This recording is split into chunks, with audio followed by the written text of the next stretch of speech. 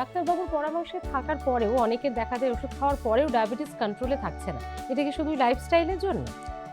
একটা তো হচ্ছে লাইফস্টাইলের জন্য, দ্বিতীয়ত কতদিন ধরে ওষুধ খাচ্ছেন, আচ্ছা, কি ওষুধ খাচ্ছেন, আচ্ছা, এগুলো সব কিছুর ওপরই ডিপেন্ড করে। বিশেষ করে আরও কিছু, প্রত্যেকটা মানুষের আমাদের জিন আলাদা আলাদা, তো সেইটাতে কতটা ইনসুলিন রেজিস্ট্যান্স কতটা বেড়ে যাচ্ছে সেগুলো সমস্ত কিছু ফ্যাক্টরের উপর ডিপেন্ড করে।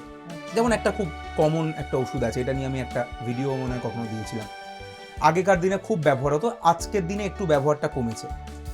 ওই ওষুধটা কি করতো, ওই ওষুধটা যেটা করতো যে ইনসুলিন, মানে যাদের ডায়াবেটিস হয়েছে ওই ওষুধটার কাজ ছিল ইনসুলিনকে তৈরি করা, মানে বেশি করে, মানে শরীরে বেশি করে তৈরি করা। এইবার টাইপ 2 ডায়াবেটিস যাদের অলরেডি ইনসুলিন তৈরি হচ্ছে কিন্তু সমস্যা হচ্ছে, কাজ করছে না, তাদেরকে এবার আমি ওই ওষুধটা দিচ্ছি, সেখানে আরও বেশি ইনসুলিন তৈরি হচ্ছে। ইনিশিয়ালি তো খুব ভালো কন্ট্রোল হচ্ছে, কিন্তু একটা টাইম পরে দেখা যাবে যে অলরেডি আপনার ইনসুলিন এমনি কাজ করতে করতে ক্লান্ত ছিল, কাজ করতে চাইছিল না, তার উপর আপনি তাকে আবার ফোর্সফুলি দীর্ঘদিন ধরে ইনসুলিন দিয়ে গেছেন। তো হঠাৎ করে দেখা যাবে যে 10-15 বছর ওই ওষুধটা খাওয়ার পরে দারুণভাবে কন্ট্রোলে ছিল, হঠাৎ করে 15 বছর পরে একদিন গিয়ে দেখা যাবে যে আর সুগার আর কন্ট্রোল হচ্ছে না এই ওষুধটাতে।